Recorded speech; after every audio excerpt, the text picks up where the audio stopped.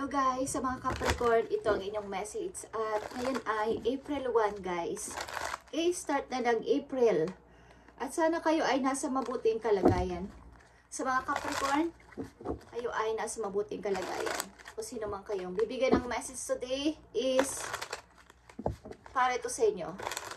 Sa mga Capricorn, titingnan natin ang inyong maaaring kasalukuyang sitwasyon, Capricorn. Okay? At hingi tayo ng advice sa inyo. Sitwasyon na to. Okay? At maaaring dapat nyo sundin o ayaw nyo is kayo ang bahala. Kayo ang magpapasya. Okay? Wala naman to sa pilitan. Capricorn, para to sa'yo. At April 1, 2025. Sana kayo ay nasa mabuting kalagayan. Okay? Ilan sa inyo ay paparami ang money. Ang ilan sa inyo ay may mga offer na paparating. At parang ang hirap nitong piliin. Kung ano tong offer na to, dito natin. Okay, Capricorn? Message for you. April 1, 2025. Please send my message for Capricorn. Tingnan mo natin ang apat na message for you. Okay, ilan sa inyo ay nag-a-apply ng divorce or ng pag-ahiwalay. Okay, Capricorn. Andito ang Four of Swords. Okay, gusto ko muna magpahinga. Gusto ko muna magpahinga. Parang nakakapagod. Nakakapagod. Ilan sa inyo ay nauubusan ng ipon o wala ng ipon. But, ano man ang mangyari is may dumarating at darating na pag-asa. Pag-asa na ibibigay sa inyo ni God. Okay, Capricorn? At andito ang Nine of Cups. Pinipilit niyong punan ang pangangailangan ng inyong mga mahal sa buhay. Ito man ay inyong pamilya, inyong mga anak o mga malalapit na tao sa buhay ninyo. Masaya kayo sa inyong ginagawang pagtulong o pagbibigay ng kanilang mga needs ng kailang mga gusto sa buhay. But andito yung kapaguran. Okay, Capricorn? Andito yung kapaguran at nawawalan kayo ng energy. Kailangan lang dito ng pahinga. Capricorn, konting pahinga. Hindi pwedeng lagi niyong iisipin ng ibang tao para sa ikakasaya nila.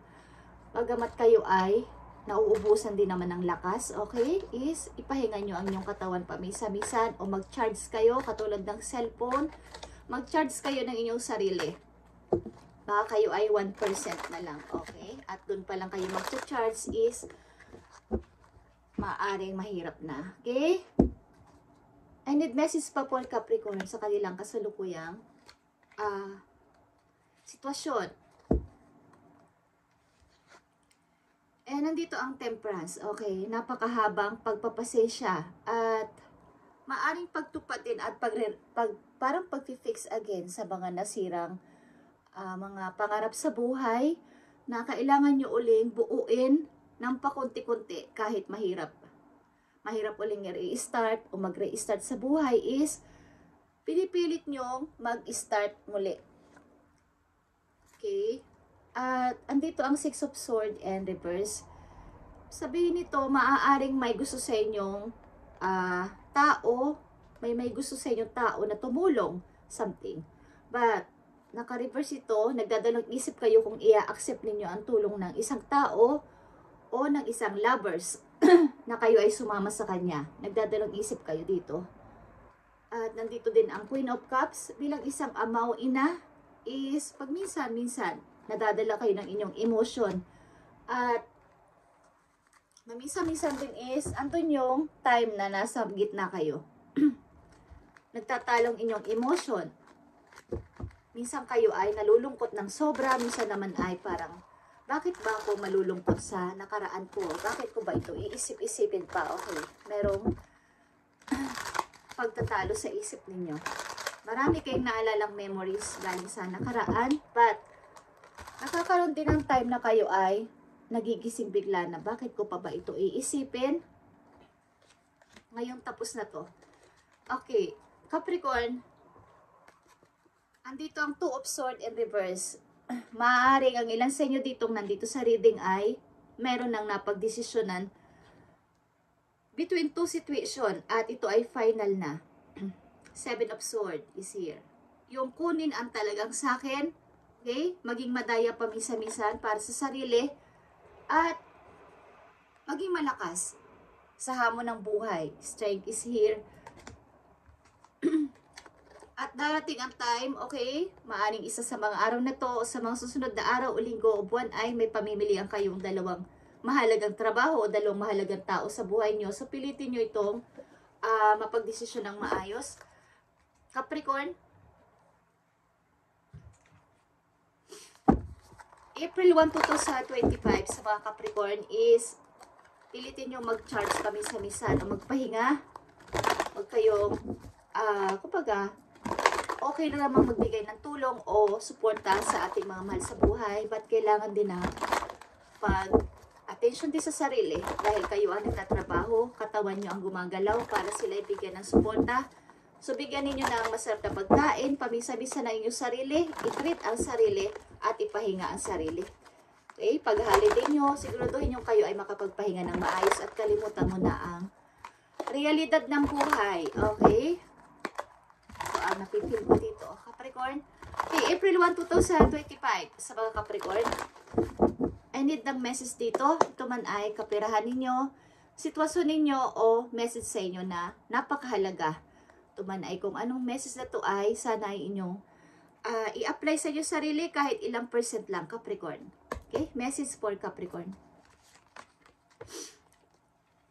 Okay guys, andito ang 2 of Gabriel is 2 of Wands. Okay? Ito ay kaparihin yung tao ng, pareho nyo ng iniisip, pareho nyo ng vision. Ito ay pamimili sa isang taong mahalaga sa inyong buhay. Okay? Make bold and ambitious choices. Great progress is possible. Important relationship with people who share your vision. Ibig sabihin,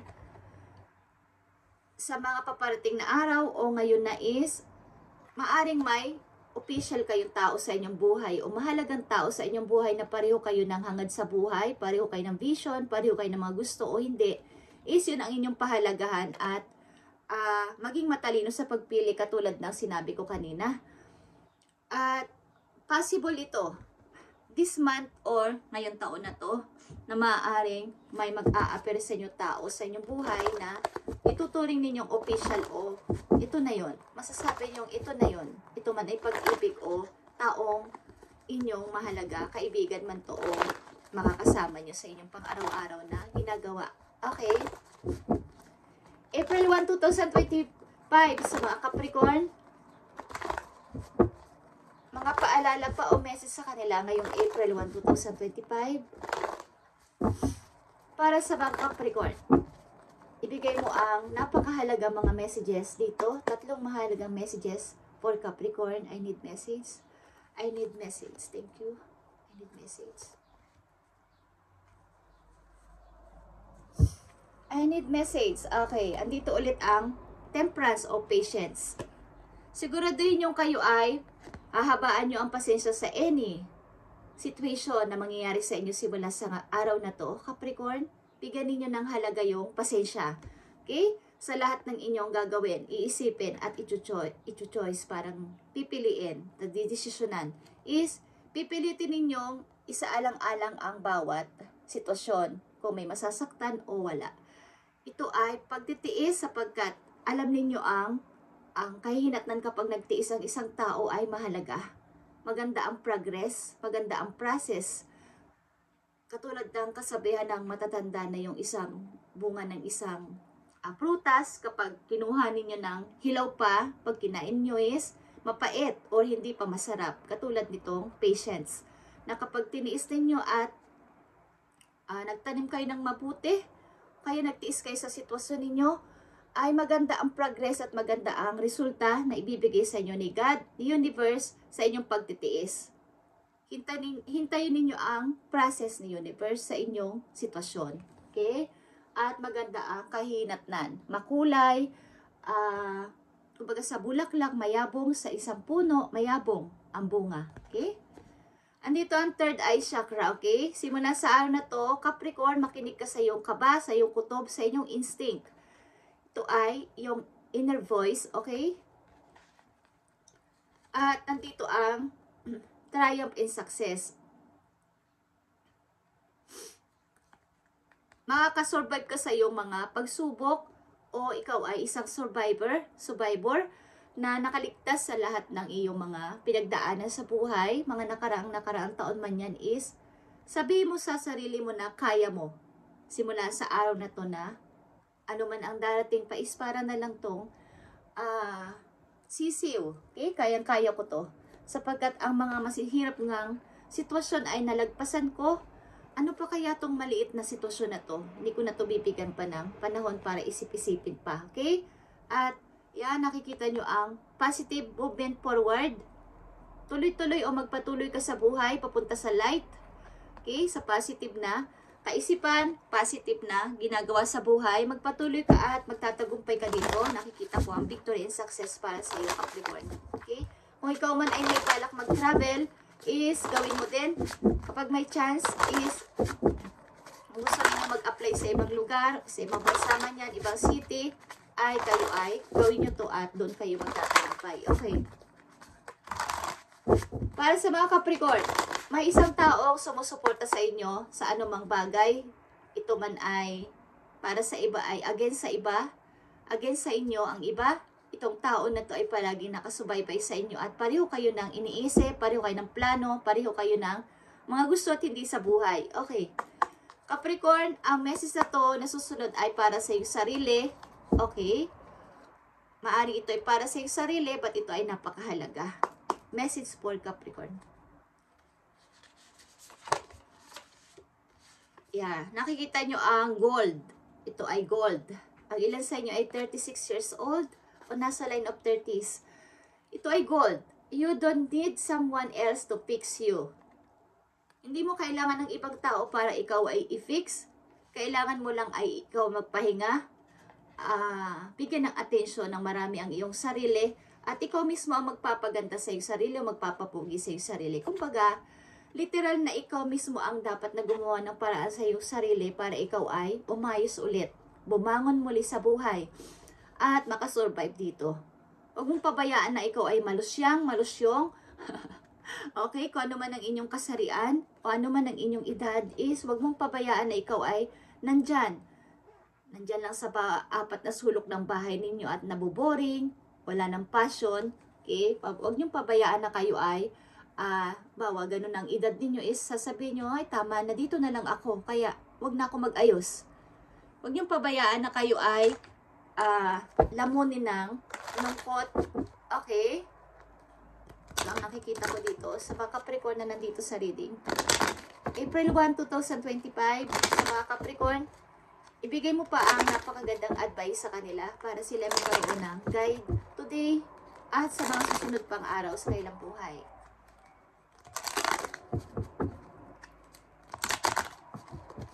Capricorn, ibalik mo ang iyong nasirang ikaw, kumbaga, katulad ng gold, ikaw ay sana ay kuminang ulit o mag-shine again. Okay? Hindi mo kailangan ng ibang tao para ikaw ay i-fix. Kahit man yan ay pag-ibig, kahit man yan ay kaibigan, hindi mo sila kailangan para ikaw ay baguhin ulit. O magsabi sila na yan ang gawin mo, Capricorn, yan ang suotin mo, Capricorn. Hindi mo sila kailangan. Kailangan mo ay sarili mo ang magpapabago sa'yo, okay? Ayusin mo ulit ang iyong sarili at bumangon muli galing dito sa nakaraan na to. At pahalagahan lang ang taong nandiyan sa tabi mo na ikaw ay sinusuportahan at minamahal din. Mahalagang message for you, Capricorn, today, April 1, 2025. Okay.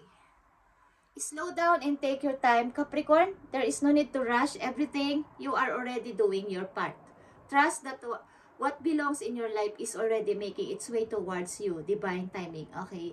Kaya nandito ang patience. As sabi ko, ang kailangan ng pag-grow ng padahan-dahan at huwag pipilitin ang isang, halimbawa, isang bunga. Sapagkat pag pinilit yung kainin o pitasin ng isang bunga ay mapait pa, hindi pa to hinog. So, hindi kayo masasarapan, hindi kayo mag-i-enjoy sa pagkain sapagkat hindi masarap. So, kailangan dito ang progress ni universe o ni God sa inyong plano na to o sa inyong ginagawa o sitwasyon sa buhay na mahirap o ano man to is kailangan nyo munang gawin ay slow down, okay, katulad dito,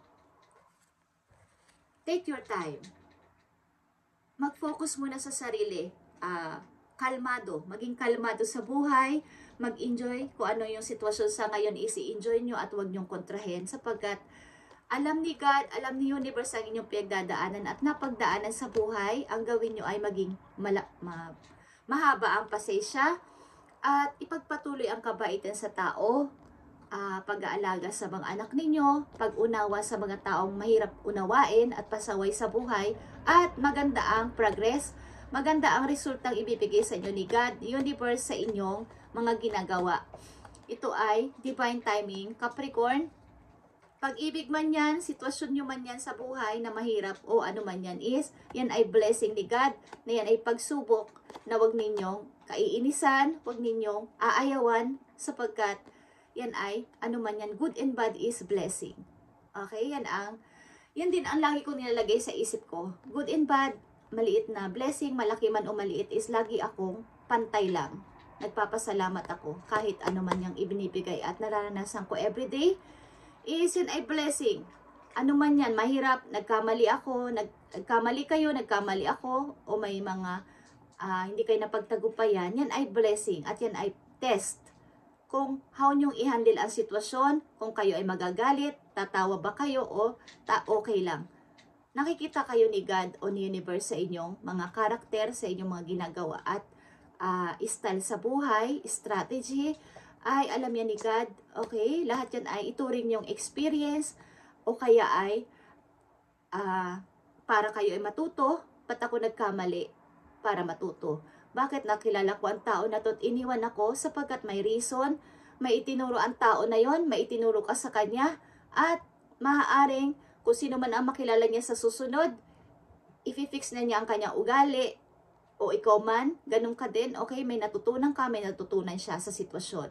At yun ay part ng buhay ng tao dito sa mundo, Capricorn, okay? Lahat ng ating mamimit, nakasama sa buhay, lumayo sa atin, hiniwalayan kayo, hiniwalayan nyo is part ng inyong buhay. At sinasabi dito sa inyo na you are already doing your part. Huwag ka nang magsisi, huwag ka nang manisi, o huwag ka nang magalit. Tumawa ka lang at stay calm.